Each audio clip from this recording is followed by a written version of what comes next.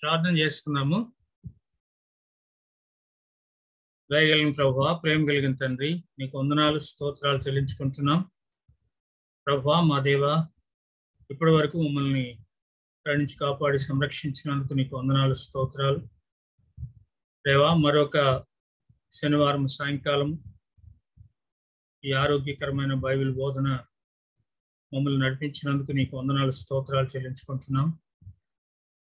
దేవా, మరి గత కొన్ని వారాలుగా మేము దానియేలు గ్రంథము నుండి అనేక విషయాలు నేర్చుకుంటూ వస్తున్నాం తండ్రి.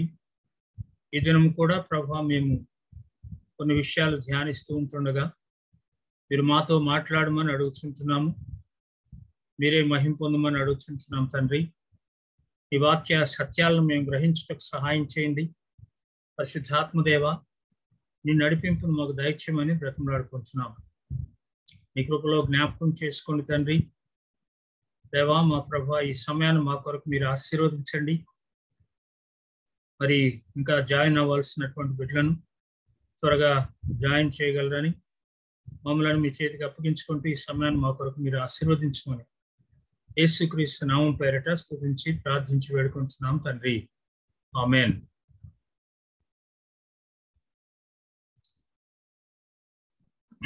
రైట్, ఒక పాట పాడుకుందాము.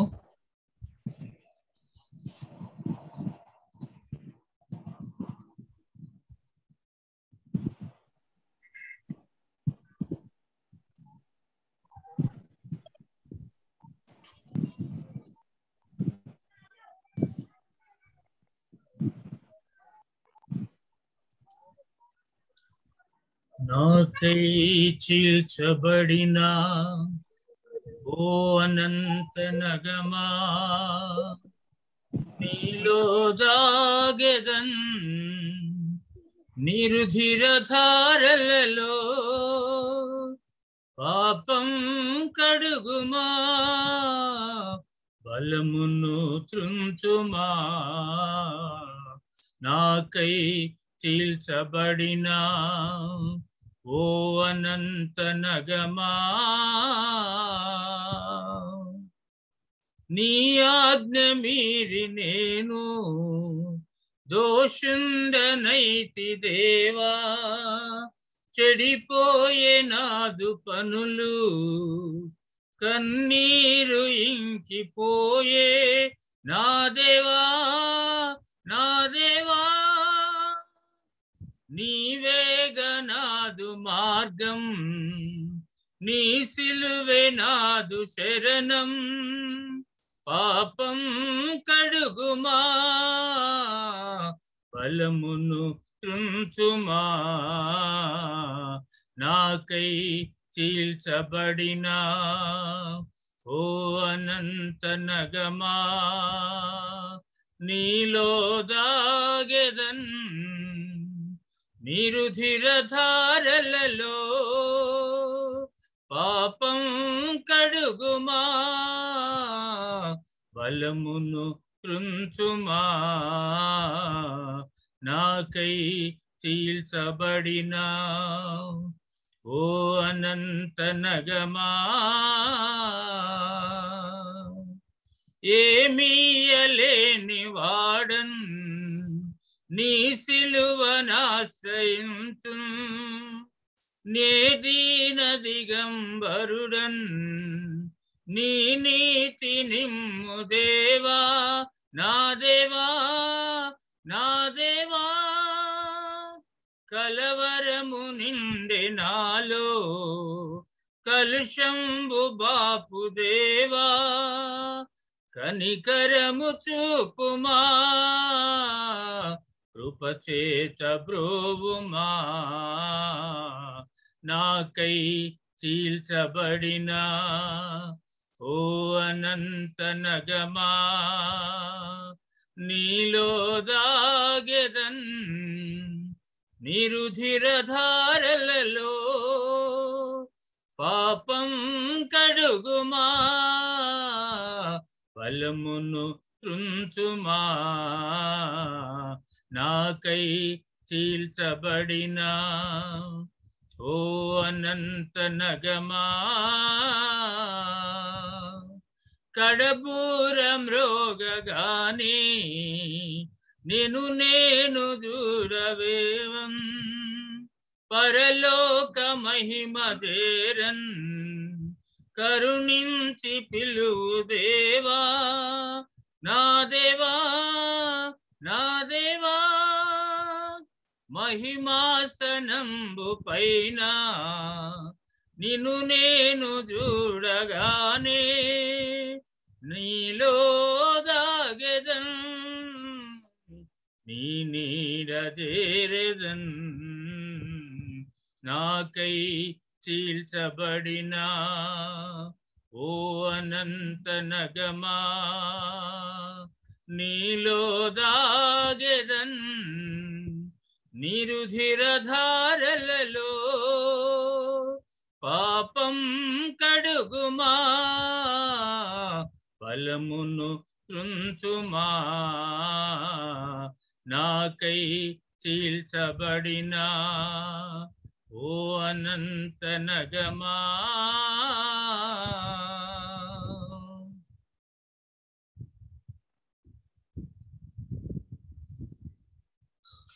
రైట్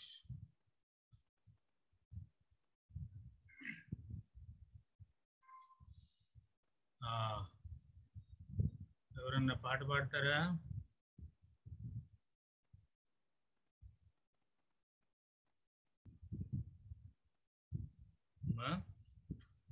ఎవరు మాట్లాడలేదే?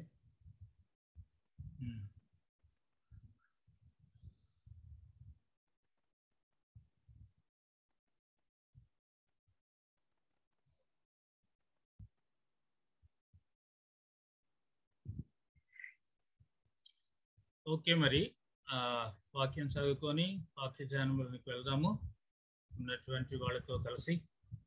రైట్, ఈ దినము మనము దానియేలు గ్రంథంలోని 6వ అధ్యాయం మనము ధ్యానించబోతూ ఉంటున్నాము. 6వ అధ్యాయము. దయచేసి అందరూ కూడా దానియేలు గ్రంథంలో 6వ అధ్యాయం తీయాలని మనం చేస్తూ ఉంటున్నాను. గత కొన్ని వారాలుగా మనము దానియేలు గ్రంథంలో ఉన్నటువంటి అనేక విషయాలు మనం ధ్యానిస్తూ వస్తూ ఉంటున్నాము. 5 అధ్యాయాల వరకు మరి గత వారంలో అయిపోయినట్టు చూసాం. మనం గత వారంలో 5 అధ్యాయాల్లో ఉంటున్నటువంటి అంశాలు మనము ధ్యానించాము. ఈరోజు 6వ అధ్యాయంలో ఉన్నటువంటి మొదటి 15 వచనాల్లో ఉన్న సారాంశాన్ని చూద్దాం. దానికి నేను ఇచ్చినటువంటి టైటిల్ రాజు యొక్క శాసనము, దానియేలు యొక్క ప్రార్థన అనేటువంటి ఈ టైటిల్ నేను ఇస్తూ ఉంటున్నాను.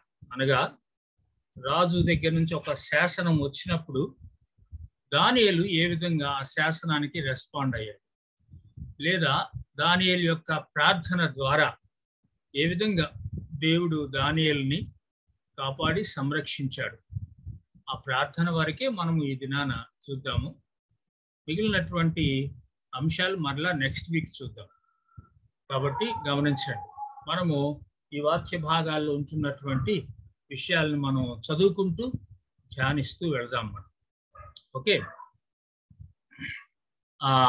ముందుగా మనము వాక్య భాగాన్ని చదువుకుందాము. ఎవరైనా సరే దానియేలు గ్రంథము 6వ అధ్యాయము మొదటి 15 వచనాలు చదవాలని మనవి చేస్తూ ఉంటున్నాను. దానియేలు గ్రంథం 6వ అధ్యాయము మొదటి 15 వచనాలు ఎవరైనా చదువుతారా?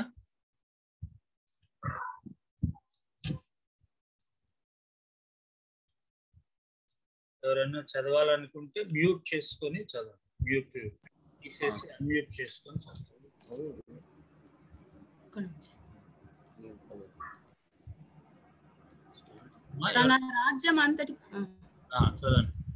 తన రాజ్యం అంతటి పైన అధిపతులుగా ఉండుటకై 120 మంది అధిపతులను నియమించుటకు దర్యావేషునకు ఇష్టమాయెను. వారి పైన 3 ప్రధానులుగా నియమించెను. ఆ 3 దానియేలు ముఖ్యుడు. రాజునకు నష్టము కలగకుండునట్లు ఆ అధిపతులు తప్పకుండా వీరికి లెక్కలు ఒప్పచెప్పవలనని ఆజ్ఞ ఇచ్చెను. ఈ దానియేలు అతి శ్రేష్టమైన బుద్ధి గలవాడై ప్రధానుల్లోనూ అధిపతుల్లోనూ ప్రఖ్యాతి నొంది ఉండెను కనుక రాజ్యం అంతటి మీద అతని నియమింపవలనని రాజును ఉద్దేశించెను.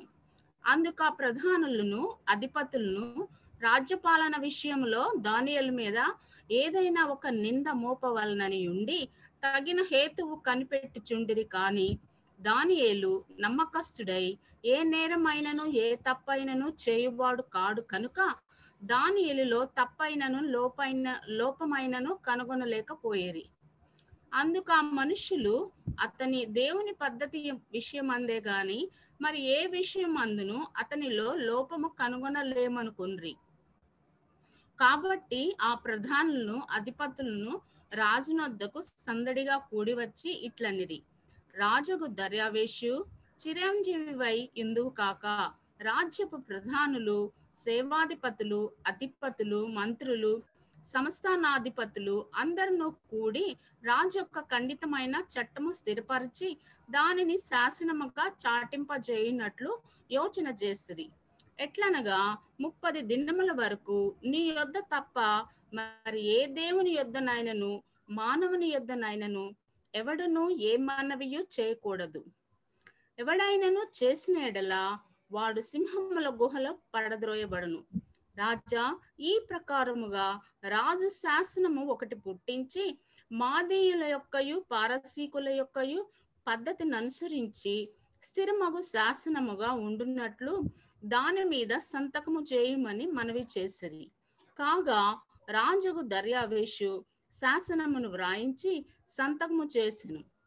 ఇట్టి శాసనము సంతకము చేయబడినని దానియేలు తెలుసుకొనినను అతడు తన ఇంటికి వెళ్ళి యథాప్రకారముగా అనుదినము 3 మోకాళ్ళుని తన ఇంటి పై గది కిటికీలు యెరూషలేము తట్టునకు తెరవబడి ఉండగా తన దేవునికి ప్రార్థన చేయుచు ఆయనను స్తుతించుచు వచ్చెను. ఆ మనుష్యులు గుంపు కూడి వచ్చి దానియేలు తన దేవునికి ప్రార్థన చేయుటయు ఆయనను బతిమాలు కొనుటయు చూచి రాజు సముఖమునకు వచ్చి శాసన విషయమును బట్టి, రాజా 30 దినముల వరకు నీకు తప్ప మరి ఏ దేవునికైనను మానవునికైనను ఎవడనూ ప్రార్థన చేయకూడదు. ఎవడైనా చేసిన ఎడల వాడు సింహముల గుహలో పడద్రోయబడునని నీవు ఆజ్ఞ ఇయ్యలేదా అని మనవి చేయగా, రాజు మాదీయుల యొక్కయు పారసీకుల యొక్కయు పద్ధతి ప్రకారము ఆ సంగతి స్థిరము, ఎవరును దాని రద్దుపరచజాలరనెను. అందుకు వారు చెరపట్టబడిన యూదులలోనున్న ఆ దానియేలు నిన్నే గాని నీవు పుట్టించిన శాసనమునే గాని లక్ష్య పెట్టక అనుదినము 3 ప్రార్థన చేయుచు వచ్చుచున్నాడనిరి. రాజు ఈ మాట విని బహుగా వ్యాకులపడి దానియేలును రక్షింపవలనని తన మనస్సు దృఢము చేసుకుని సూర్యుడు అస్తమించు వరకు అతని విడిపించుటకు ప్రయత్నము చేసెను. ఆ మనుష్యులు దీని చూచి రాజసన్నిధికి సందడిగా కూడి వచ్చి, రాజా, రాజు స్థిరపరిచిన ఏ శాసనము గాని తీర్మానము గాని ఎవడును రద్దుపరచజాలడు. ఇది మాదీయులకును పారసీకులకును విధి అని తమరు తెలుసుకొనవలననిరి. రైట్, అంతవరకు మనము చూద్దాము. మిగిలినటువంటి విషయం నెక్స్ట్ వీక్ చూద్దాం. ఇంతవరకు మనకి ఒకవేళ సరిపోతే టైం సరిపోతే అంతవరకు చూద్దాం. Okay, right. కాబట్టి ఈ యొక్క భాగానికి నేను రాజు యొక్క శాసనము దానియేలు యొక్క ప్రార్థన అనేటువంటి టైటిల్ని ఇస్తూ ఉంటున్నాను. అనగా శాసనము వెలువడినప్పటికీ కూడా, అనగా మరణ శాసనం అది, సింహభూమిలో పడబోయబడేటువంటి శాసనం అది అయినప్పటికీ కూడా అది తెలిసి కూడా దానియేలు ఏ విధంగా దేవుణ్ణి ప్రార్థన చేస్తూ ఉంటున్నాడు అనేటువంటిది మనము ఈ వాక్య భాగంలో చూస్తాం. దానికి సంబంధించినటువంటి వివిధ విషయాలు కూడా మనము ఈ భాగంలో గమనిస్తాం. కాబట్టి దీనికి మనము అనగా 5వ అధ్యాయానికి 6వ అధ్యాయానికి మరి మధ్యలో ఉన్నటువంటి పూర్వ చరిత్ర మనము తెలుసుకోవాల్సినటువంటి వారమే ఉంటున్నాం. అంతకుముందు కూడా నేను చెప్పాను మీకు, 4వ అధ్యాయానికి 5వ అధ్యాయానికి పూర్వ చరిత్ర చాలా ఉన్నది అనేది మనము గమనించాము, చర్చించాము కూడా ఆ విషయాలు మనం. అదేవిధంగా ఇక్కడ 5వ అధ్యాయానికి 6వ అధ్యాయానికి విషయాన్ని మనం చూస్తూ ఉంటున్నప్పుడు ఆ 5వ అధ్యాయం చివరి భాగంలో మనం గమనించినట్లయితే 30వ వచనంలో ఆ రాత్రి అందే కల్దీయుల రాజుకు బెల్షస్సరు హతుడాయను, మాదీయుడగు దర్యావేషు 62 సంవత్సరముల వాడై సింహాసనమునెక్కెను అనేది చూస్తాం.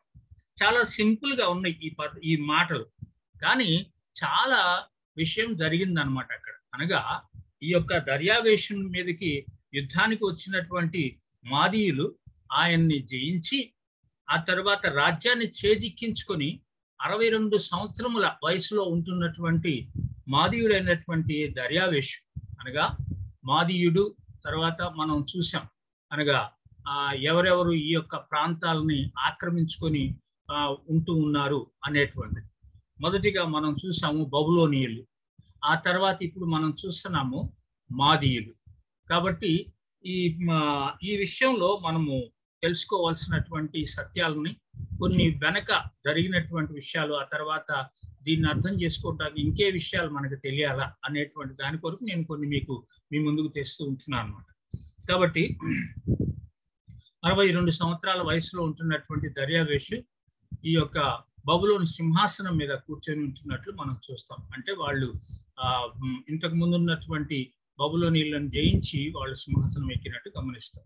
నేను అందుకని ఇక్కడ మొదటిగా దానియేలు ఏ వయసులో ఉన్నవాడు అనేది మనం తెలుసుకోవాలి.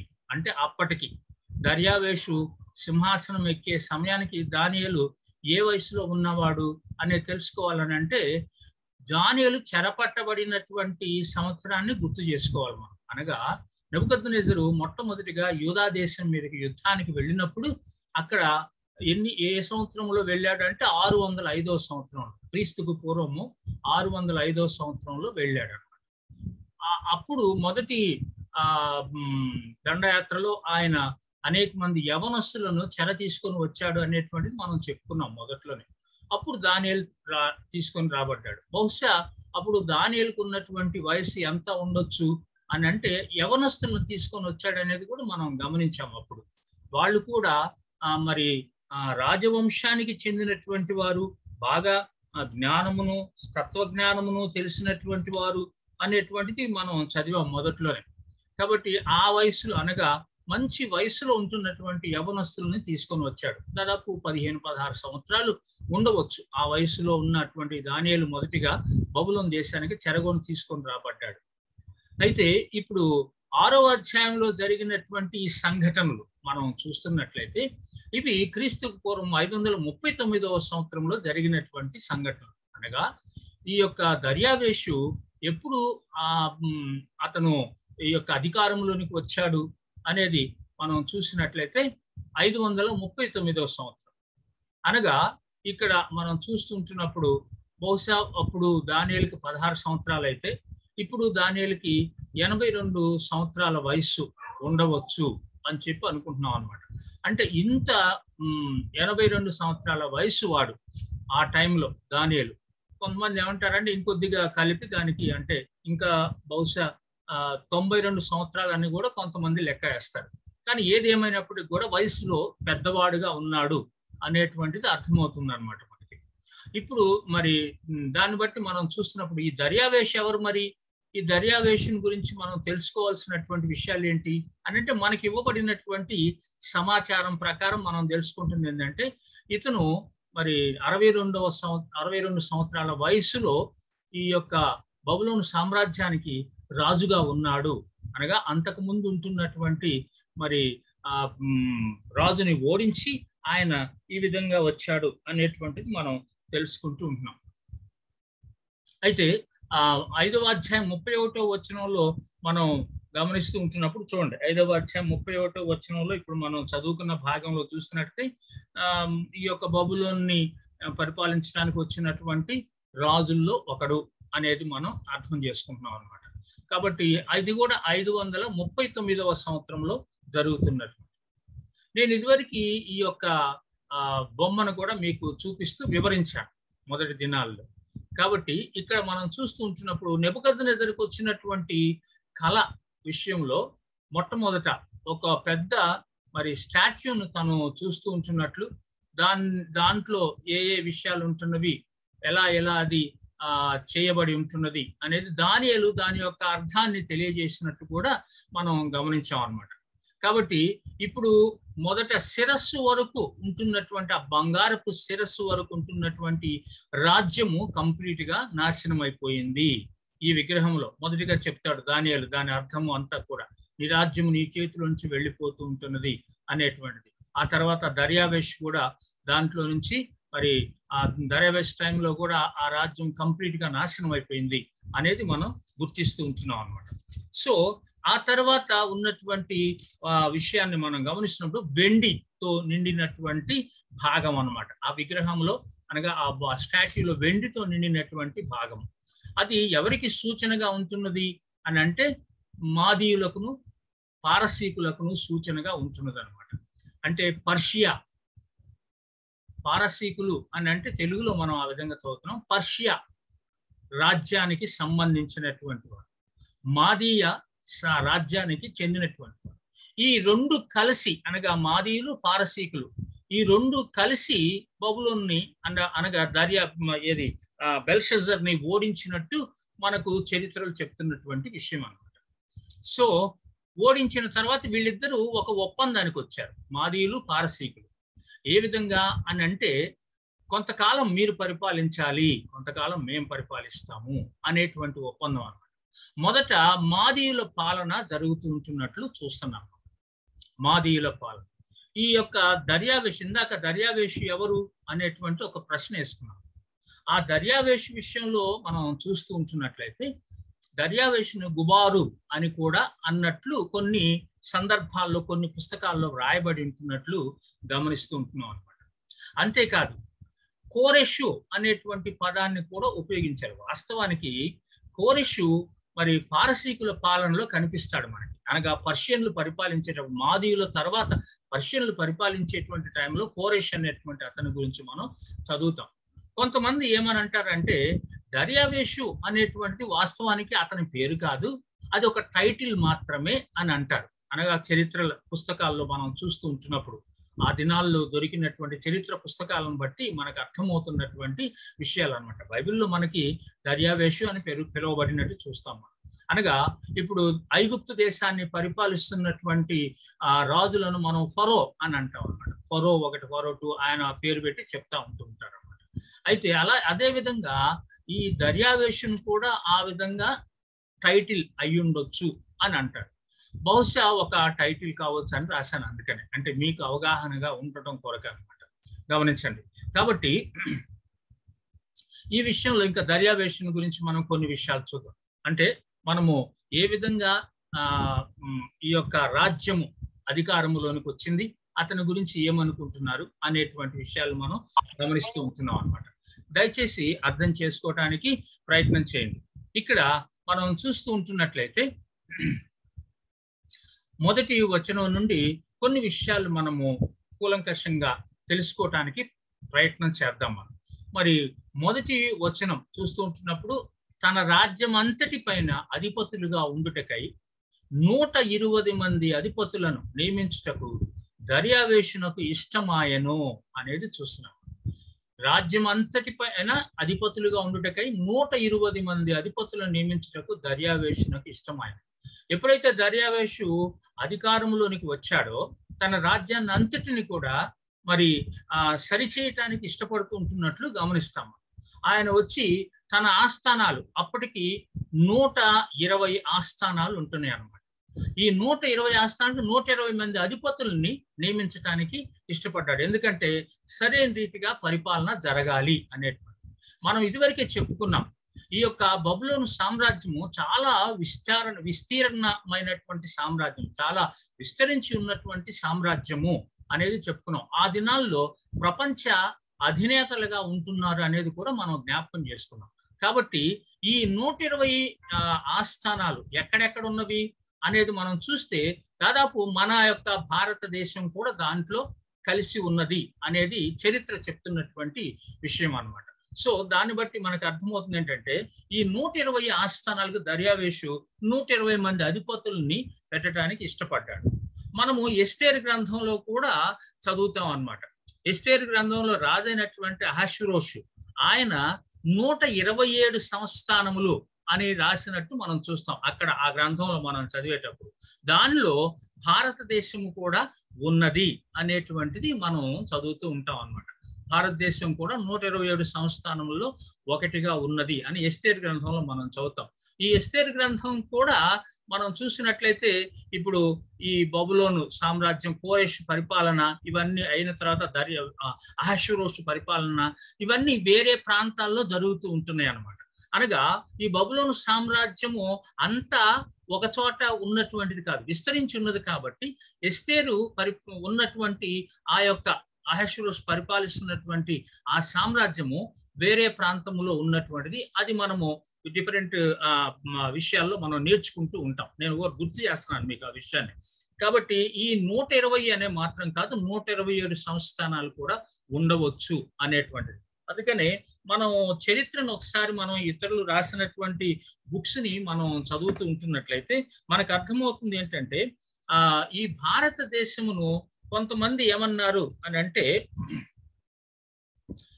మనం ఇప్పటికి అంటాం హిందుస్థాన్ అని అంటాం అనమాట. ఆ దినాల్లో పెట్టినటువంటి పేరు అది. ఎప్పుడు దర్యావేషు పరిపాలిస్తున్నటువంటి దినాల్లో పెట్టినటువంటి పేరు అనమాట హిందుస్థాన్ అని. దేన్ని మనం హిందుస్థాన్ అంటాము అని అంటే, మరి ఏది ఒక చరిత్రకారుడు రాసినటువంటి విషయం ఏంటంటే, కాశ్మీరు, పంజాబు, సింధ్ ఈ ప్రాంతాలకు ఈ హిందుస్థాన్ అనేటువంటి పేరు పెట్టారు. ఎవరు పెట్టారు ఈ పేరు హిందుస్థాన్ అని? వాస్తవానికి చాలా మంది సంస్కృత పదం అని అంటారు, కాదు, పర్షియన్ లాంగ్వేజ్ అన్నమాట. పారసీకులు పెట్టినటువంటి పేరు అన్నమాట హిందుస్థాన్ అని. ఈ యొక్క హిందుస్థాన్ ప్రాంతము అనేటువంటిది మనం చూసినట్లయితే వాస్తవానికి అక్కడ ఉన్నటువంటి భారతీయుల్ని చిన్న చూపు చూడటం కొరకు వాళ్ళు పెట్టినటువంటి పేరు. ఎవరు? పర్షియన్స్ పెట్టినటువంటి పేరు అన్నమాట హిందుస్థాన్ అనేటువంటి పేరు.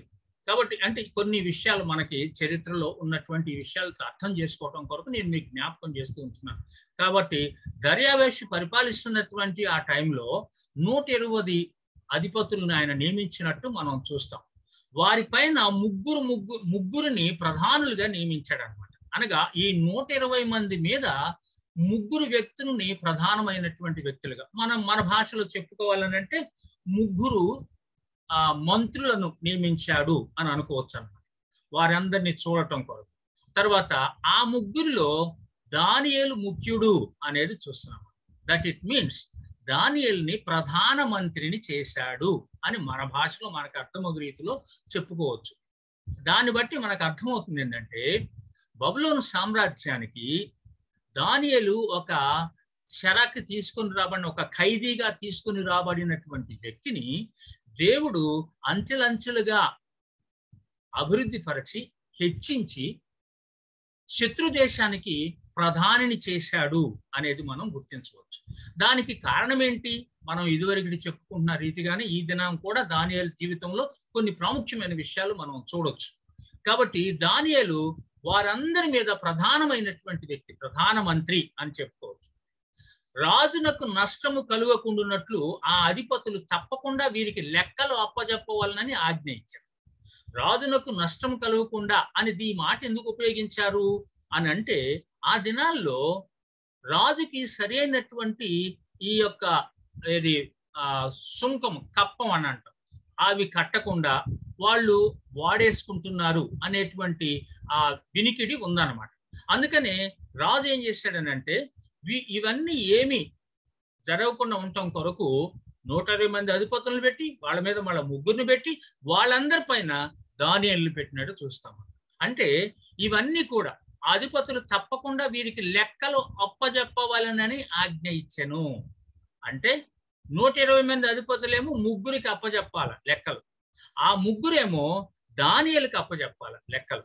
దానియేలు రాజుగారికి ఆ విషయాలన్నీ తెలియజేస్తూ ఉంటాడు అనమాట. ఇది ఇక్కడ జరుగుతున్నటువంటి విషయం. ఈ దానియేలు అతి శ్రేష్టమైన బుద్ధి గలవాడై ప్రధానులలోను అధిపతులలోను ప్రఖ్యాతి నొంది ఉండెను. గనుక రాజ్యమంతటి మీద అతను నియమింపవలనని రాజు ఉద్దేశించాడు. దేవుని బిడ్డలారా గమనించండి, ఇక్కడ దానియేలు అతి శ్రేష్టమైన బుద్ధి కలిగినటువంటి వాడు అని చెప్పబడుతూ ఉంటున్నది. అంటే ఎందుకు ఈ పదం ఉపయోగించాడు అని అంటే, ఇది ఇదివరకు కూడా ఉపయోగించబడింది. చూడండి 5వ అధ్యాయం 12వ వచనం.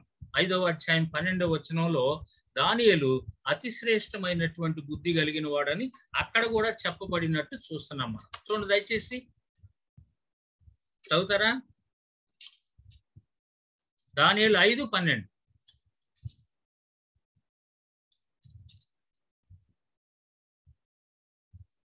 ఈ దానియేలు శ్రేష్టమైన బుద్ధి గలవాడై కలలు తెలియజేయుటకును, మర్మములు బయలుపరచుటకును, కఠినమైన ప్రశ్నలకు ఉత్తరమిచ్చుటకును జ్ఞానమును తెలివియు గలవాడుగా కనబడాడు.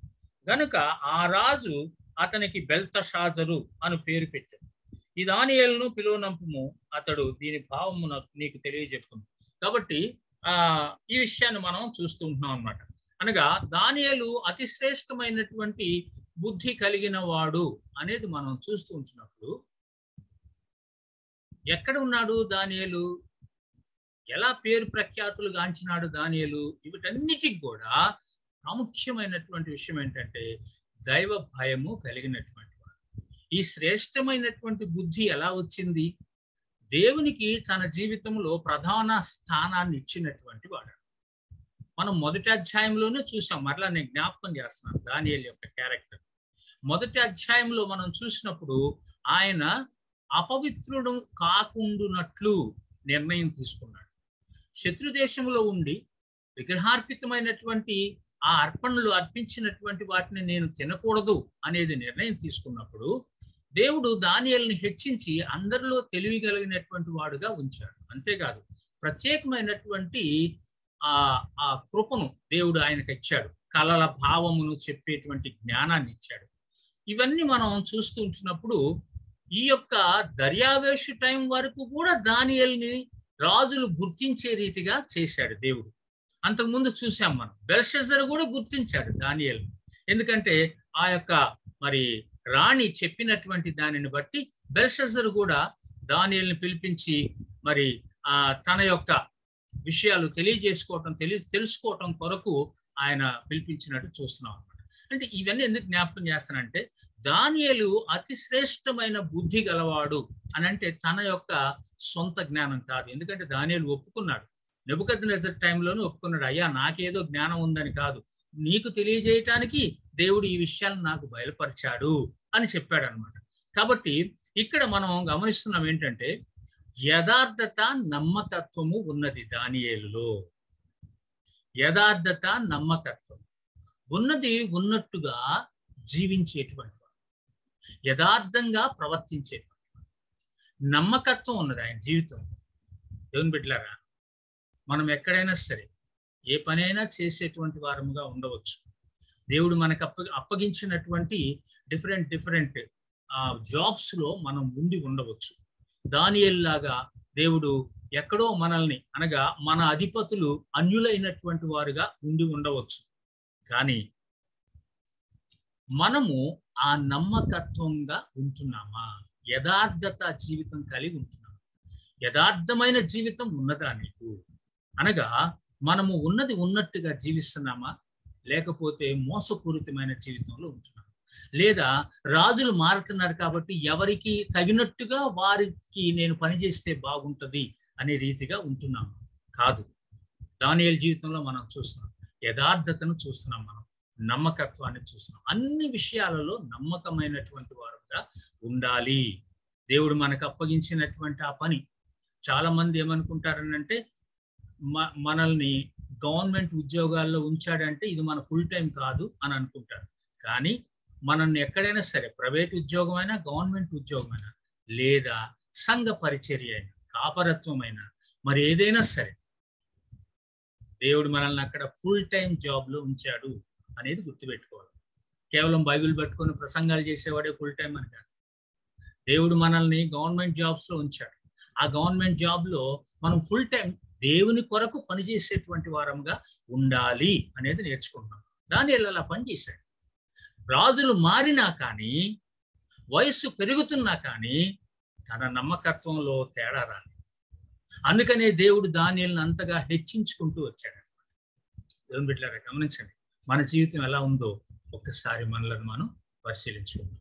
4వ వచనం, అందుకు ఆ ప్రధానులను అధిపతులను రాజ్య పాలన విషయంలో దానియేలు మీద ఏదైనా ఒక నింద మోపవలనని ఉండి తగిన హేతువు కనిపెట్టుచుండిరి. సరే, ఎక్కడైతే మనము యథార్థత కలిగి నమ్మకత్వం కలిగి పనిచేస్తూ ఉంటామో అక్కడ ఉన్నటువంటి అవిశ్వాసులు కానీ మరి ఎవరైనా కానీ అవిశ్వాసులైన యజమానులు కానీ అసూయ పెరగటం అనేది సహజం. దుష్టుడు ఆ విధంగా మనల్ని మన విశ్వాస జీవితం నుంచి దిగదార్చడం కొరకు వారి ప్లాన్స్ లో వాడు ఉంటాడు. ఇక్కడ ఏం జరుగుతుంది? అతనితో పాటు ప్రధానులు ఉన్నారు, అధిపతులు ఉన్నారు. రాజ్య పాలన విషయంలో దానియేలు మీద ఏదైనా ఒక నింద మోపాలని తగిన హేతువు కనిపెట్టుచున్నారు. అందుకని ఇక్కడ అసూయ అని రాశాను. అనగా అసూయ పడటం సహజం. దేవుడు మనల్ని అన్ని విధాలుగా హెచ్చిస్తూ ఉంటున్నప్పుడు అది మన యొక్క మంచితనము, మన యొక్క జ్ఞానము. మనం ఇట్లా అనుకోవద్దు. దేవుని కృప, దేవుని కృపను బట్టి దేవుడు మనల్ని ఆ విధంగా హెచ్చిస్తూ ఉంటాడు. కాబట్టి ఒక నింద మోపాలని చాలా మంది అనుకోవటం అనేటువంటి సహజం. నీ మీద కూడా ఒకవేళ ఎక్కడైనా నీ జాబ్లో ఎవరైనా నీ మీద నేరం మోపాలని ఎవరైనా ఉంటే అది సహజమని అంగీకరించాలి. అయితే మన నమ్మకత్వాన్ని విడిచిపెట్టకూడదు, యథార్థతను విడిచిపెట్టకూడదు. అసూయ కలిగి ఉండేటువంటి వాళ్ళు చాలా మంది ఉంటారు, మన చుట్టూ ఉంటారన్నమాట. బిలీవర్స్ లో కూడా ఉంటారు. అసూయ అనేటువంటిది ఇలాంటి పాపమునకు లోనైపోయినటువంటి వాళ్ళు అనేక మంది ఉంటారు. కాబట్టి మనము దేవుని మీద ఆధారపడుతూ ఇలాంటి విషయాల్ని వివేచన కలిగి గ్రహించి జ్ఞానము కలిగి జీవించాలి. అందుకని ఏమంటాడంటే, గాని చాలా మంది ఈ విధంగా అసూయ పడుతున్నారు, కానీ దానియేలు నమ్మకస్తుడై, గమనించండి, ఏ నేరమైనను ఏ తప్పైనను చేయువాడు కాడు గనుక దానియేలులో తప్పైనను లోపమైనను కనుగొనలేకపోయిరి. దేవుని బిడ్డలారా గమనిస్తున్నారా? దానియేలు నమ్మకస్తుడిగా ఉన్నాడు. అందరూ చుట్టూ ఉన్నటువంటి వారు అసూయ కలిగి దాని మీద ఏదో ఒక నేరం మోపాలని అవకాశం కొరకు ఎదురు చూస్తూ ఉన్నారు. కానీ చూడండి, గమనించండి, దానియేలు గురించి ఏం రాయబడ్డది? దానియేలు నమ్మకస్తుడై ఏ నేరమైనను ఏ తప్పైనను చేయువాడు కాడు కనుక దానియేలులో తప్పైనను లోపమైనను కనుగొనలేకపోయాడు. లంచము, అధికార దుర్వినియోగము అని ఇక్కడ నేను కొన్ని మాటలు రాశాను. ఎందుకు అని అంటే, దానియేలులో తప్పైన లోపమైనను కనుగొనలేకపోయారు. గమనిస్తున్నారా? ఒక్క నిమిషము, ఒక్క సెకండ్.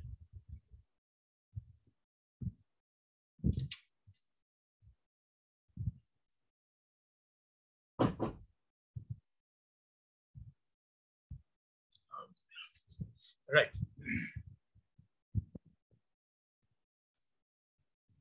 దానియేలులో ఎలాంటి లోపము తప్పు కూడా కనుగొనలేకపోయారని రాయబడిందని అంటే, మన జీవితాలను మనం పరిశీలించుకోవచ్చు. మనం చాలాసార్లు ఇట్లాంటి అసూయ పడుతున్నటువంటి వారిని చూసి మనల్ని మనము దిగజార్చుకునే పరిస్థితికి వెళ్ళిపోతాం. వాళ్ళ మీద కోపపడతాం. ఒక్కోసారి వాళ్ళకి ఏదైనా అంటే టిట్ ఫర్ టాట్ చేయాలని తలంచుతూ ఉంటాం. అది దేవుని బిడ్డలంగా తగినటువంటిది కాదు అనేది అర్థం చేసుకుంటాం. అంతేకాకుండా మనము పాముల వలె వివేకులను, పావురముల వలె నిష్కపటనునై ఉండండి అని వాక్యంలో చదువుతాం. వివేకాన్ని ప్రదర్శించాలి. వివేచన జ్ఞానము కొరకు దేవుణ్ణి అడగాలి. ప్రభు, ఇలాంటి సమయాల్లో వివేచన కలిగి ఎలా ఉండాల నేను, నీ జ్ఞానము నాకు ఇవ్వు ప్రభు అని ప్రభువుని ప్రతిదినము అడుగుతూ ఉండాలి. నీ యొక్క జాబ్కు వెళ్ళేటప్పుడు, నీ జాబ్లో నీవు పనిచేస్తూ ఉంటున్నప్పుడు ఏ విధమైన తప్పిదాలు జరగకుండా ఉండటం కొరకు ప్రభు యొక్క కృపను అర్థిస్తూ ఉండాలి. ఆ జ్ఞానం మీద ఆధారపడాలి, ప్రభు జ్ఞానం మీద ఆధారపడాలి. అందుకని ఇక్కడ లంచము తీసుకునే విషయంలో, అధికార దుర్వినియోగం చేసే విషయంలో మనం నమ్మకస్తులంగా ఉంటున్నామా, లంచం తీసుకుంటున్నామా? లంచము తీసుకున్నటువంటి వారిని సపోర్ట్ చేస్తున్నామా? మాకు తెలియదులే, వాడు తీసుకుంటున్నాడు మనకెందుకు అని అంటున్నామా? ఇండైరెక్ట్ గా లంచము సపోర్ట్ చేస్తున్నామా? అర్థం చేసుకోండి. ప్రైవేట్ ఉద్యోగాలైనా ప్రభుత్వ ఉద్యోగాలైనా దానియేలు ఉంటున్నది ఒక శత్రు దేశం. వాళ్ళందరూ కూడా అన్యులు, యూదుల మధ్య కాదు ఆయన నివసిస్తున్నారు. ఉన్నారు అక్కడక్కడ యూదులు, కానీ వారి మధ్య కాదు ఆయన నివసిస్తున్నారు. రాజగృహములో అన్యుల మధ్య నివసిస్తున్నారు. ఆయన అధికారి కూడా ఒక అన్యుడు, కానీ అధికారి యొక్క మంచితనాన్ని సంపాదించుకున్నటువంటి వాడు. దేన్ని బట్టి? యథార్థతను బట్టి, నమ్మకత్వాన్ని బట్టి. దేవుని బిడ్డలారా, మన జీవితంలో మనం యథార్థంగా నమ్మకంగా జీవించడానికి తీర్మానం చేసుకోవాల్సినటువంటి వాడు. దానియేలు జీవితంలో మొదటి నుంచి చూస్తున్నాం, మనం మొదటి అధ్యాయం నుంచి చూస్తా ఉన్నాం. తర్వాత అందుకు ఆ మనుష్యులు, గమనించండి, అందుకు ఆ మనుష్యులు అతని దేవుని పద్ధతి విషయం అందే కానీ మరి ఏ విషయం అందునూ అతనిలో లోపము కనుగొనలేమనుకోండి. అనగా తను వర్క్ సమయంలో, తన వర్క్ ప్లేస్ లో ఎక్కడ తను లోపము లేనివాడుగా ఉన్నాడు, ఎక్కడ పట్టుకోలేకపోతున్నాడు. గమనించారా? క్రైస్తవులముగా మనం పని చేస్తున్నటువంటి ప్రదేశాల్లో పని విషయంలో ఎవడూ మనల్ని తప్పు పట్టుకోకుండా ఉండాలి. ఒక్కొక్కసారి అది మన పని కాకపోయినా మనకు అప్పగిస్తాడు, అయినా నమ్మకంగా పని చేయాలి. ఆ విషయం, ఆ పని మనది కాదు, కానీ ఎక్స్ట్రా వర్క్ అప్పగిస్తాడు మనం. అయినను అధికారులకు లోబడి ఉండమన్నాడు కాబట్టి దేవుడు వాళ్ళు చెప్పిన పనిని నమ్మకంగా చేద్దాం, కష్టమైన నష్టమైన చేద్దాం. గమనించండి, దానియేలు ఆ విధంగా తన పనిలో ఎక్కడ లోపము లేనివాడుగా ఉన్నాడు. త్వరగా వెళ్దాం, అంటే చాలా ఉన్నాయి కాబట్టి. యాకోబు పత్రిక 3వ అధ్యాయం 16వ వచనంలో మనం చదివినట్లయితే అక్కడ ఒక మాటను మనం చూస్తాం. మీకు చదివి వినిపించాలని ఆశపడుతున్నాను. గమనించండి, యాకోబు పత్రిక 3వ అధ్యాయం 16వ వచనం. ఏలైనగా మత్సరమును వివాదమును ఎక్కడ ఉండునో అక్కడ అల్లరియు ప్రతినీచ కార్యమును ఉండును. మత్సరము వివాదము ఎక్కడ ఉండునో అక్కడ అల్లరియు ప్రతినీచ కార్యమును ఉండును. ఒకవేళ మనం పనిచేస్తున్నటువంటి ఆఫీసెస్ లో ఇలాంటి వ్యక్తులు, అంటే మత్సరముతో నిండినటువంటి వారు, వివాదాన్ని పెంచేటువంటి వారు ఉన్నట్లయితే అక్కడ ప్రతినీచ కార్యము, అల్లరి ప్రతినీచ కార్యం అంటే వాళ్ళు దేనికైనా తెగిస్తారు. వాళ్ళు ఎదుటి వ్యక్తిని ఎంత నష్టపరచాలో అంత నష్టపరచడానికి ఇష్టపడతారు. కానీ మనం భయపడాల్సిన పని లేదు, యథార్థంగా నమ్మకంగా ఉంటే. ఎందుకంటే దానియేలు ఆ విధమైన జీవిత విధానాన్ని మనకు చూపిస్తూ ఉన్నాడు. వాళ్ళందరి పని వాళ్ళు చేసుకుంటూ ఉన్నారు, కానీ మన పని మనము ధైర్యంగా చేసుకుంటూ వెళ్ళిపోవాలి అనేది. కాబట్టి ఆ ప్రధానులు అధిపతులను రాజునొద్దకు సందడిగా కూడి వచ్చి, చూసారా, మనం ఎప్పుడైతే నమ్మకంగా ఉంటామో మన మీద ఈర్ష్య పెంచుకుంటున్నటువంటి వాళ్ళు తప్పకుండా ఏం చేస్తారంటే ఒక గ్రూప్గా తయారవుతారు. ఒక ఆఫీస్లో ఎవరైనా సరే నమ్మకంగా ఉంటున్నారు అంటే లంచాలు తీసుకోకుండా అందరికీ బీద వాళ్ళకి సహాయం చేయాలా అనేటువంటి ఉద్దేశంతో వాళ్ళకి అన్ని విధాలుగా సహాయపడుతూ ఉంటే మిగిలినటువంటి వారు మత్సరపడేటువంటి వాళ్ళు ఉంటారు, అసూయ పడేటువంటి వాళ్ళు ఉంటారు. వాళ్ళు ఏం చేస్తారంటే మనకన్నా పై అధికారులకి ఎవరికైనా చెప్పి వీడికి ఎట్టయినా నష్టం చేయించాలా అని అనుకుంటారు. అలా జరుగుతుంది ఇక్కడ కూడా. ఏం చేశారు వీళ్ళు? కాబట్టి ఆ ప్రధానులు అధిపతులను రాజునొద్దకు సందడిగా కూడి వచ్చి ఇట్లని, రాజగు దర్యావేషు చిరంజీవివై ఉందువుగాక, పొగుడుతా ఉన్నారు రాజుని. నిజ జీవితంలో కూడా చూస్తున్నాం కదా, చాలా మంది ఒక వ్యక్తికి నష్టం చేయాలంటే వెళ్ళిపోయి అతని, అంటే ఎవరైతే నష్టపరచగలరో ఆ ఆఫీసర్స్ దగ్గరికి వెళ్ళిపోయి పొగుడుతారు. వాళ్ళకి ఏది కావాలంటే అది ఇస్తారన్నమాట. మీకు ఎందుకండి, మేము మిమ్మల్ని అందరం ఎక్కిస్తా ఉన్నాడు.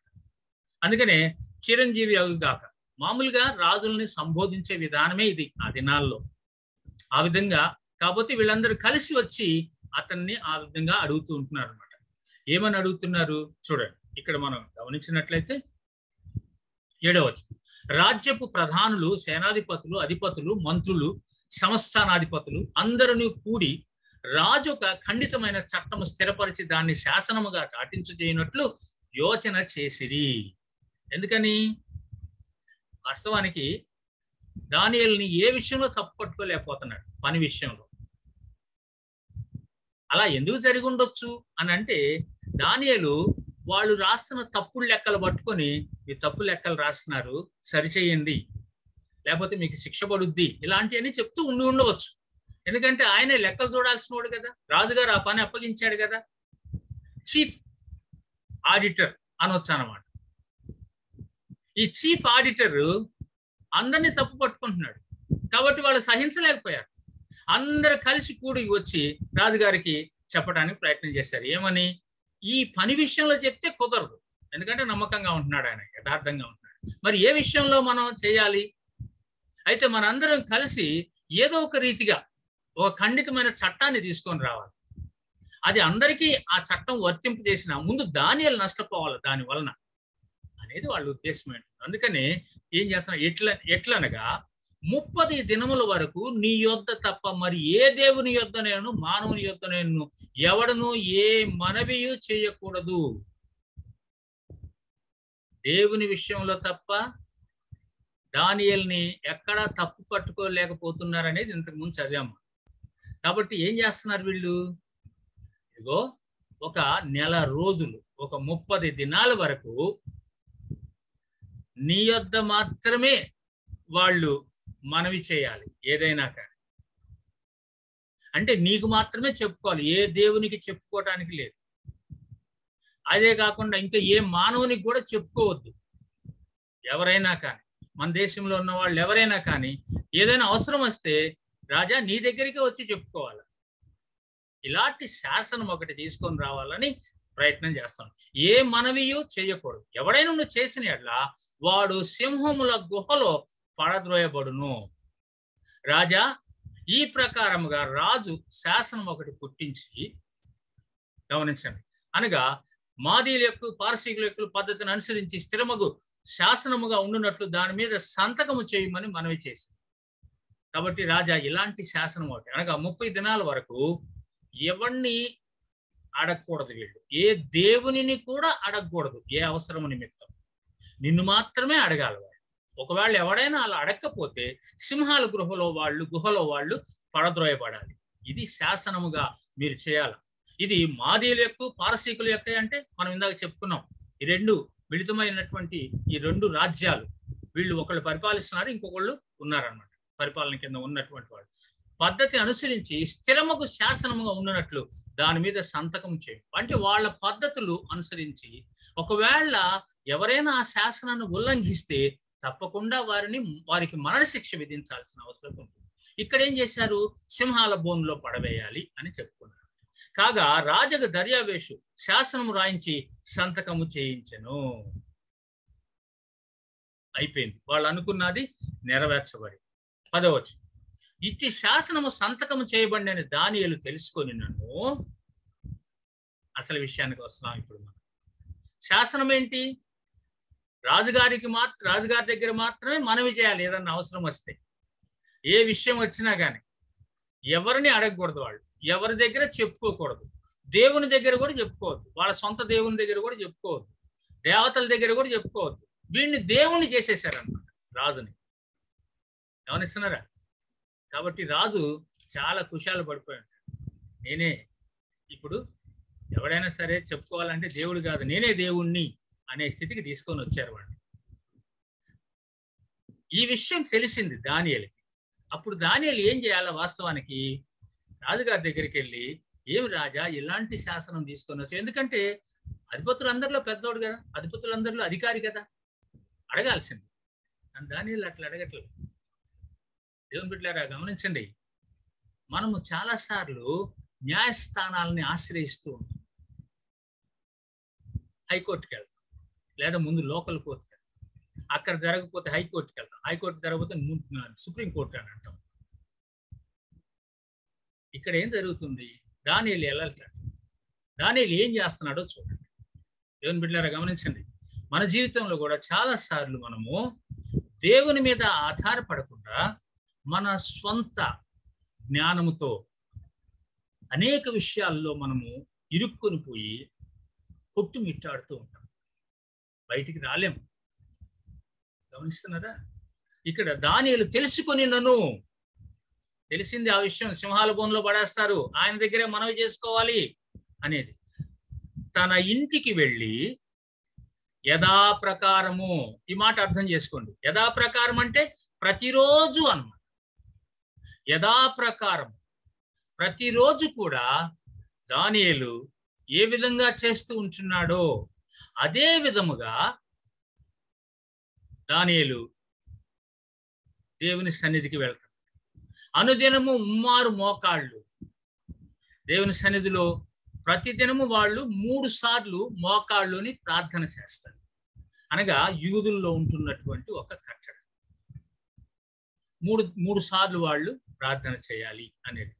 తన ఇంటి పైగది కిటికీలు యెరూషలేము తట్టునకు తెరవబడి ఉండగా, ఈ మాట ఎందుకు రాశాడు? యెరూషలేము తట్టు తెరవబడి ఉండాలా ఇంటి కిటికీలు అని అంటే, సొలొమోను దేవాలయాన్ని కట్టించిన తరువాత దేవుని దగ్గర ఆయన మనవి చేసినటువంటి విధానము మనము 2వ దినవృత్తాంతాల్లో చదువుతాం. చూడండి, 2వ దినవృత్తాంతాలు 6వ అధ్యాయం 21వ వచనం. 2వ దినవృత్తాంతాలు 6వ అధ్యాయము 21వ వచనం.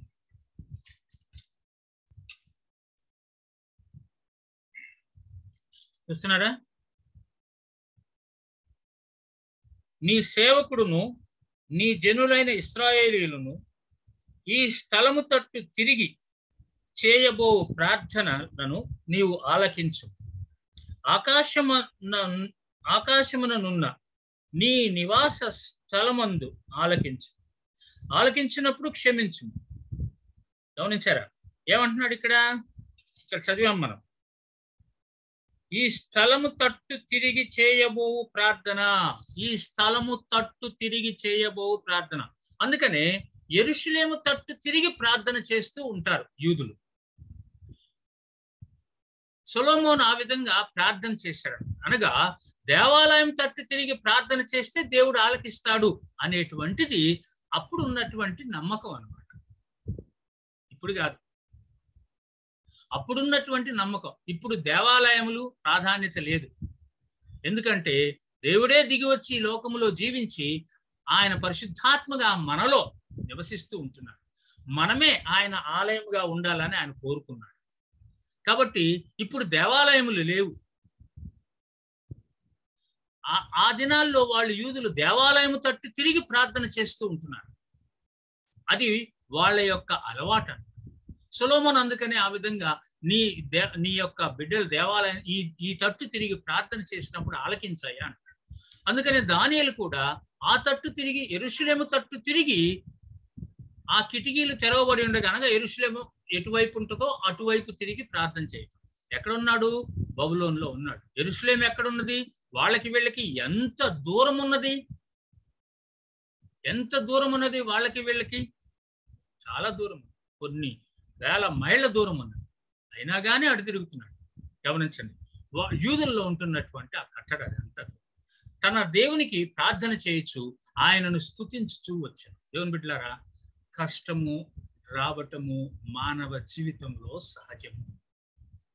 దేవునికి మనం నమ్మకంగా జీవిస్తూ ఉంటున్నప్పుడు సహజంగా ఈ లోకములో కష్టము నష్టము రావటం అనేది సహజము. అయితే దానియేలు వలె నమ్మకంగా యథార్థంగా జీవిస్తూ ఆయనను ప్రార్థన చేస్తూ ఉన్నాడు. దానియేలు ఇక్కడ ఏ విధమైనటువంటి భయమునకు గురి కాలేదు, ఆందోళనకు గురి కాలేదు. ఆ మాటకు వస్తే మొదటి 2 అధ్యాయాల్లో మనం చూస్తాం. అప్పుడే కలభావం చెప్పలేదని జ్ఞానులందరూ చంపబడవాలని ఆజ్ఞ ఇవ్వబడ్డప్పుడు దానియేలు ధైర్యంగా వెళ్ళి అర్యోకు దగ్గరికి వెళ్ళి అడిగాడు, అయ్యా ఏం జరిగింది? రాజుగారి దగ్గరికి వెళ్ళి బ్రతిమలాడుకున్నాడు, సమయం ఇవ్వండి నాకు. అంటే మనలో సమస్య వచ్చినప్పుడు ఆందోళన ఉండకూడదు. సహజంగా మానవులంగా మనం ఆందోళన చెందుతాం, కానీ వాక్యమును బట్టి మనం ధైర్యపరచబడుతూ ఉంటున్నాం, వాక్యమును బట్టి బలపరచబడుతూ ఉంటున్నాం, వాక్యంలో చదువుతూ ఉంటున్నప్పుడు అనేక మంది జీవితాలను మనకు దేవుడు మాదిరిగా చూపించాడు. కాబట్టి అటువైపు మనం చూస్తూ ఉంటున్నప్పుడు వాళ్ళ జీవితాలను బట్టి మనము బలపరచబడతాం, దేవుని మీద ఆధారపడతాము. దేవుని బిడ్డలారా అర్థం చేసుకోండి. పై కిటికీలు యెరూషలేము తట్టునకు తెరవబడి ఉండగా తన దేవునికి ప్రార్థన చేయొచ్చు ఆయనను స్తుతించుతూ వచ్చాను. స్తుతి అనేటువంటిది చాలా ప్రాముఖ్యమైనది. కష్టం వచ్చినప్పుడు, నష్టం వచ్చినప్పుడు, మన యొక్క జాబ్స్ లో ఏదైనా సమస్యలు వచ్చినప్పుడు మనము ఏం చేయాలా? స్తుతించాలి దేవుని. మనం ఎప్పుడు ప్రార్థన చేసే వారంగానే ఉంటాం, దేవుణ్ణి స్తుతించే వారంగా ఉండం మనం. కానీ దేవుణ్ణి స్తుతించే వారంగా ఉంటే దేవుడు మిమ్మల్ని ఆశీర్వదిస్తాడు. ఆ కష్టము నుండి మిమ్మల్ని బయటికి తీసుకొని వస్తాడు. స్తుతి అర్థం చేసుకోండి. ఎల్లప్పుడూ దేవుని స్తుతించేవారుగా ఉండి, స్తుతించాలి అని అంటే మన జీవితంలో ఏ కష్టము లేదు అనే అనుభవంలోనికి రావాలి. అవి సహజమే అనేటువంటి అనుభవంలోనికి రావాలి. అప్పుడే మనం ధైర్యంగా ఉండగలం. చాలా ఉదాహరణలు మనం చెప్పుకోవచ్చు, దానికి సమయం లేదు, నేను ముగించడానికి ఇష్టపడుతున్నాను. గమనించండి. ఆ మనుషులు గుంపు కూడి వచ్చి దానియేలు తన దేవునికి ప్రార్థన చేయుటయు ఆయనను బ్రతిమాలుకొనుటయు చూచారు. గమనిస్తున్నారా?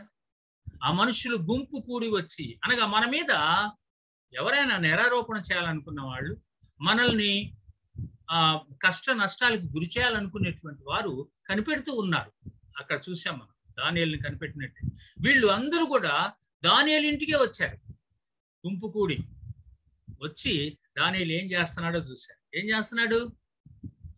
ప్రార్థన చేయటం, దేవునిని బ్రతిమలాడటం చూశారు. మన జీవితంలో కూడా కష్టం వచ్చినా నష్టం వచ్చినా దేవునిని మనము బ్రతిమలాడతాం, దేవుని వైపు చూద్దాం. ఒకవైపు అలా చెయ్యకూడదనే శాసనం ఉన్నది, చేస్తే సింహాల బోన్లో వేస్తారనే శాసనం ఉన్నది. కానీ దానియేలు భయపడలేదు. ఏం పర్వాలేదు, నా దేవునితో నేను సహవాసంలో, నా దేవుని నేను స్తుతించి ఆరాధిస్తూ ఉంటాను, నా దేవుణ్ణి నేను అడుక్కుంటాను. ఏదైనా కానీ మానవ మాత్రులైనటువంటి వీళ్ళు ఏం చేస్తారు? అందుకనే దేవుని వాక్యం ఇంకో మాట చదువుతాం. ఏమని చదువుతాం? రాజులను నమ్ముకున్నట కంటే, మనుషులను నమ్ముకున్నట కంటే యెహోవాను ఆశ్రయించేవాడు ధన్యుడు. అద్భుతములు చేయగలిగినటువంటి దేవుడు. దానియేలు జీవితంలో అద్భుతాలు చేశాడు దేవుడు. మన జీవితంలో చేయగలిగినటువంటి దేవుడు. ఆయన వైపు చూద్దాం మనం. ఇక్కడ చూస్తున్నాం మనం ప్రార్థన చేయుటే ఆయనను బ్రతిమాలుకొనుటే చూచి ఏం చేశారు వీళ్ళు? రాజుగారి దగ్గరికి వెళ్ళారు. రాజు సముఖమునకు వచ్చి శాసనము విషయమును బట్టి, రాజా 30 దినముల వరకు నీకు తప్ప మరి ఏ దేవునికైనా మానవునికైనా ఎవరినో ప్రార్థన చేయకూడదు, ఎవడైనా చేసినేళ్ళ అని మనవి చేయగా, చేసినేళ్ళ వాడు సింహాల బోన్లో పడవేయబడనని నీవు ఆజ్ఞయలేదా అని మనవి చేయగా, రాజు మాదీయుల యొక్క పారసీకుల యొక్క పద్ధతి ప్రకారం ఆ సంగతి స్థిరము, ఎవరునూ దాన్ని రద్దుపరచజాలరు.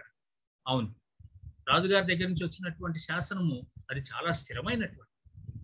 అందుకనే ఎస్తేరు గ్రంథంలో కూడా మనం చదువుతాం, రాజుగారి ఆస్థానంలోనికి ప్రవేశించటము అది న్యాయ వ్యతిరిక్తముగా ఉన్నను నేను వెళతాను అని అన్నది మొర్దెకైతో చెప్పేటప్పుడు. హామాను గురించినటువంటి విషయం అనగా, వాళ్ళు ఏదైనా ఒక శాసనం చేస్తే వాళ్ళ యొక్క ఉంగరముతో ముద్ర వేశారు అని అంటే ఇంకా అది ఎవరు మార్చలేరు అనమాట. అందుకనే హామాన్ని చంపించేటప్పుడు కూడా మీ ఇష్టం, మీరు వెళ్ళి ఏదైనా చేసుకోండి అని అన్నప్పుడు రాజు ఎస్తేరు ఏమంటది అంటే, మీరు ముద్ర వేశారు, ఒక శాసనం మీద ముద్ర వేశారు అంటే ఏం చేయాలి మరి? దాన్ని మార్చాలి, మీరు మళ్ళా ముద్ర వేయాలి. కాబట్టి రాజు ఏం చేశాడప్పుడు? ఎస్తేరు చెప్తాడు, మీకు ఎలా కావాలో అలాగ రాసుకొని రండి, నేను వేస్తాను ముద్ర. అంటే నేను ఎందుకు విషయాలు జ్ఞాపకం చేస్తానంటే, రాజుగారి దగ్గర నుంచి అనగా ఈ కల్దీల దేశంలో రాజులు ఒకవేళ ఏదైనా శాసనం చేస్తే ఎవరు మార్చలేరనమాట. అది ఖచ్చితంగా జరగవలసినటువంటిది. అది ఇక్కడ జ్ఞాపకం చేస్తూ ఉంటున్నారు. త్వరగలదాం. 13వ వచనం. అందుకు వారు చెరపట్టబడిన యూదుల్లోనున్న ఆ దానియేలు నిన్నే గాని నీవు పుట్టించిన శాసనమునే గాని లక్ష్య పెట్టక అనుదినము ముమ్మారు ప్రార్థన చేయించు వచ్చుతున్నాడని. గమనించారా? స్థితులు చెప్పేవాళ్ళు, మోసం చేసేవాళ్ళు, అసూయ పడేటువంటి వాళ్ళు సమయం కొరకు ఎదురు చూస్తూ దేవుని బిడ్డల మీద ఈ విధమైనటువంటి పితరులు చెప్తున్నప్పుడు ఏం భయపడనక్కర్లేదు. ఎందుకంటే దానియేలు జీవితంలో చాలా విషయాలు నేర్చుకుంటున్నాం. మనం ఎలాంటి భయపడాల్సిన అవసరం లేదు. మన జీవితంలో వచ్చిన కష్టము, నష్టము ఏదైనా సరే ఏమైపోద్దో ఆందోళన అవసరం లేదు. ఇదిగో ఆయన ఇట్లా చేస్తున్నాడయ్యా. యూదుల్లో నుండి చెరపట్టబడి తీసుకొని రాబడినవాడు ఆయన. మళ్ళా గుర్తు చేస్తున్నారు.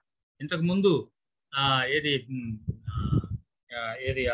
ఆ రాజు దగ్గర వాళ్ళు కూడా అదే విధంగా చేశారు. బెల్షస్సర్ దగ్గర గమనించారు. బెల్షస్సర్ కూడా ఆయన్ని నువ్వు చెరపట్టబడిన యూదుల్లోంచి వచ్చిన వాడివి కదా అనగా చిన్న చూపు చూసేటువంటి మాట్లాడు. వీళ్ళకు కూడా ఆ విధమైనటువంటి ఎవరికైనా ఉంటది. సహజ మానవ బుద్ధి, పాపపు బుద్ధి అన్న. అందుకని ఇక్కడ మనం చూస్తున్నాము. అందుకు వారు చెరపట్టబడిన యూదుల్లోనున్న ఆ దానియేలు, నిన్నే గాని నువ్వు పుట్టించిన శాసనమనే కానీ లక్ష్య పెట్టక అనుదినము ముమ్మారు ప్రార్థన చేసి వచ్చుచున్నాడు. దేవుని బిడ్డలారా, రాబోయేటువంటి దినాల్లో భారతదేశంలో మనం ఎదుర్కొనేటువంటి శాసనములు చాలా వస్తాయి. మనం ఇలాంటి శాసనాలను ఎదుర్కోబోతున్నాం. అనగా న్యాయ వ్యతిరిక్తముగా ఉండేటువంటి శాసనాలు, న్యాయస్థానాన్ని కూడా లెక్క చేయనటువంటి శాసనాలు దినాల్లో మనం చూస్తున్నాం. న్యాయస్థానాల్లో కూడా న్యాయం జరగట్లేదు. అనేక మంది అన్యాయస్తులు జడ్జీలుగా ఉన్నారు.